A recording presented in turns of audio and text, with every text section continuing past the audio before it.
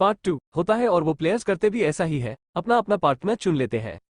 सही भी हो कि फीमेल फ्रेंड भी अपना पार्टनर ढूंढने की कोशिश करती है, लेकिन कोई भी उसका पार्टनर बनने को तैयार ही नहीं था। इसके बाद सभी प्लेयर्स को 1010 मार्बल्स दिए जाते हैं।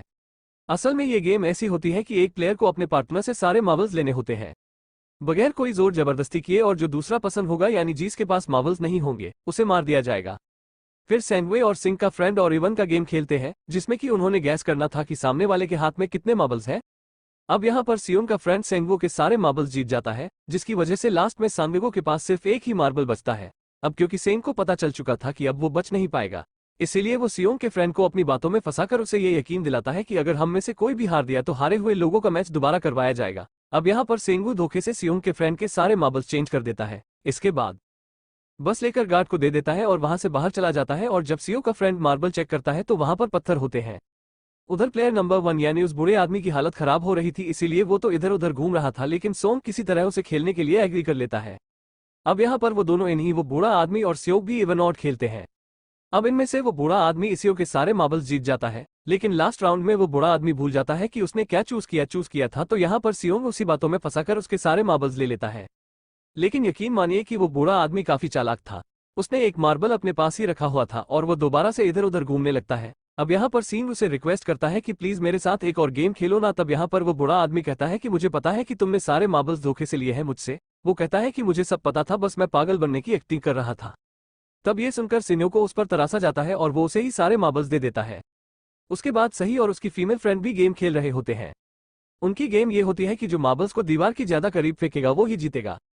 पहले सहयोग अपने मार्बल्स पहनती है, लेकिन जब सहयोग की फ्रेंड की बारी आती है तो वो अपने सारे मार्बल्स फेंक देती है। लेकिन जब ये देख लेती है तो वो अपने फ्रेंड को दोबारा फेंकने के लिए कहती है। उस पर उसके फ्रेंड कहती है कि नहीं सही ब्यूक, मैं बिल्कुल अकेली हूँ, मेरे पीछे तो कोई भी नहीं है, लेकिन अगर तुम्हें कुछ हो गया तो यह अच्छी बात नहीं है। तुम्हारे पीछे तुम्हारा छोटा भाई है, तुम्हारा वेट कर रहा है वो, और इसी वजह से सही भी हो क्यों फ्रेंड को मार दिया जाता है। इसके बाद उन सब की डेड बॉडी को वहां से ले जाया जाता है। इसके बाद वो सब वापस से रूम में आ जाते हैं। यहाँ पर कि साहिबियों की वो वाली फ्रेंड तो अभी तक जिंदा है, जो कि बड़ी आराम से बैठी हुई थी। अब यहाँ पर हमें पता चलता है कि सही ब्यू की ये वाली फ्रेंड जैन की भी फ्रेंड थी, लेकिन अब क्योंकि उन दोनों के बीच किसी बात को लेकर क्लैश चल रहा था तो इसीलिए जय की वो फ्रेंड उसे बोली करने लगती है। इसके बाद फ्रंटमैन को एक डेड बॉडी के पास उस ऑफिसर का आईडी कार्ड मिल जाता है। तभी फ्रंटमैन को पता चलता है कि उसके सारे वीआईपीएस आ चुकी है, इसीलिए फ्रंटमैन उन्हें लेने के लिए चला जाता है। फिर सारे वीआईपीएस को उनके रूम में लाया जाता है। इसके बाद फ्रंटमैन वीआईपीएस के आने के बारे में एक और आदमी को जाकर बताता है, और यही आदमी मेम होता है। और ये कौन होता है हम ये आगे जाएंगे। ये नेक्स्ट डे उन सबको 5वीं गेम के लिए लाया जाता है, जहां पर 1 से लेकर 16 तक नंबर पड़े होते हैं, और वो सभी प्लेयर्स अपना अपना नंबर ले लेते हैं। नंबर का मतलब ये था कि जो नंबर भी एक प्लेयर पर आएगा उसके मुताबिक ये उसकी बारी आएगी। अभी यहाँ पर लास्ट में पहला और आखिरी नंबर रह जाता है, यानी 1 और 16। तो यहाँ पर सियोंग कंफ्यूज हो जाता है कि उसे कौन सा नंबर चूज करना चाहिए। अगर उसने पहला नंबर लिया तो वो फंसेगा और मरेगा, क्योंकि उसे नहीं पता कि गेम क्या है, और अगर लास्ट नंबर लेगा तो क्या पता उसकी 12 ही ना आए, टाइम कम रह जाए। और तभी वहां पर एक आदमी आ जाता है और वो सियो को कहता है कि मुझे पहला नंबर चाहिए, क्योंकि मैं अपनी जिंदगी में कभी भी फर्स्ट नंबर पर नहीं आया।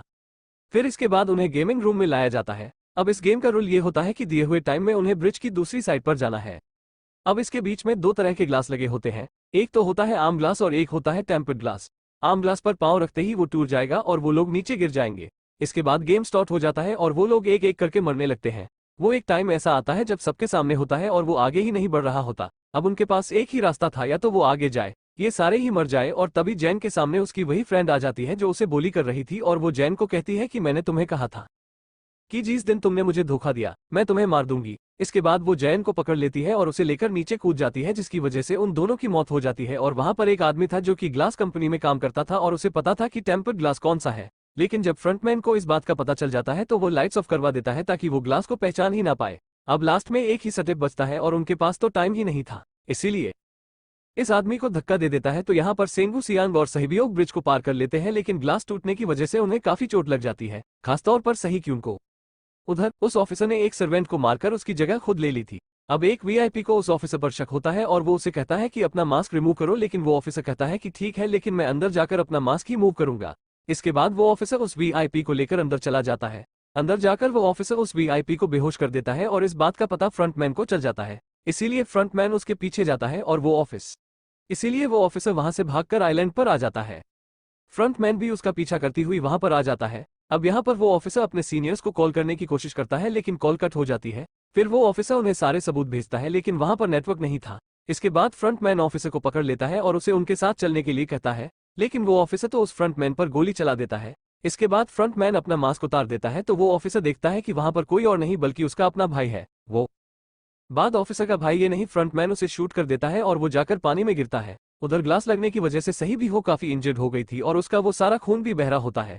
इसकी बात इन सर्वाइवर्स को डिनर के लिए ले जाया जाता है और उनके पास एक नाइफ भी रख दिया जाता है, मतलब रात में उन तीनों में से कोई भी एक दूसरे को मार देगा। तभी सियांग नोटिस करता है कि सही बियो की हालत काफी खराब है, इसीलिए वो सही बियो को कहता है कि फिक्र मत करो, हम दोनों साथ हैं और इस गेम में हम दोनों मिलकर हरा देंगे। इसके बाद हम दोनों यहाँ से बाहर निकल जाएंगे और पैसों को आधा आधा डिवाइड कर लेंगे। सही भी एक उसे बताती है कि मेरा एक छोटा भाई है जिसे मैं ऑफ नाइट्स भी छोड़कर आई हूँ और अगर हम दोनों में से कोई भी जिंदा बचकर बाहर जाएगा तो उसे उन दोनों की फैमिलीज का ख्याल रखना होगा।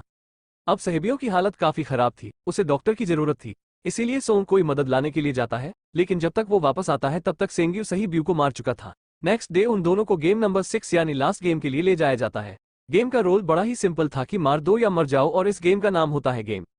बाद गेम स्टार्ट हो जाती है और उन दोनों के बीच काफी फाइट होती है, लेकिन लास्ट में सेंगवो की हालत खराब होने लगती है। तभी सीओ कहता है कि मैं इस गेम को रोकना चाहता हूं और तभी सीओ सांगवो को उसके साथ चलने के लिए कहता है, लेकिन सेंगवो तो अपने आप को ही मार डालता है जिसकी वजह से सियांग गेम जीत जाता है। फिर फ्रंटमैन सियोंग को कहता है कि तुम बहुत अच्छा अकेले, लेकिन मुझे इसकी उम्मीद नहीं थी। इसके बाद सीओ को उसके घर पर छोड़ दिया जाता है और उसके पास एक एटीएम कार्ड भी था और जब सीन उस एटीएम कार्ड को जो चेक करता है तो वो दिखता है कि सारे पैसे उसके अकाउंट में भेज दिए जाते हैं। इसके बाद घर जाता है, लेकिन तब तक उसकी मदर की डेथ हो जाती है। इसके बाद में 1 साल बाद का सीन दिखाया जाता है जहां पर हम देखते हैं कि सीओ की हालत काफी खराब हो गई है, यानी वो काफी नशा करने लग गया है और उसने अब तक उन पैसों को हाथ तक नहीं लगाया। एक दिन एक फूल बेचने वाली औरत सीओ के पास आती है और वो उसे सेम वैसा ही कार्ड देती है जिसमें एक एड्रेस लिखा हुआ था और फिर सिंह उस एड्रेस पर जाता है जहां पर उसे पता चलता है कि ये सारा किया धरा किसी और का नहीं बल्कि उस बूढ़े का है, प्लेयर नंबर 1 का, और वो अभी भी जिंदा है। यहाँ पर वो बूढ़ा आदमी सीओ को बताता है कि मैं अपनी लाइफ से बोर हो चुकी हूँ और ये सारे गेम मैंने अपने क्लाइंट्स के साथ मिलकर बनाए ताकि मैं लोगों को मरता हुआ देखकर एंजॉय कर सकूं, लेकिन हाँ, हमने किसी को मजबूर नहीं किया था ऐसा करने के लिए और मैंने गेम में इसीलिए पार्टिसिपेट किया क्योंकि गेम देखने से ज्यादा उसे खेलने में मजा आता है। तो और भी ऐसे वीडियो के लिए हमें सब्सक्राइब करें।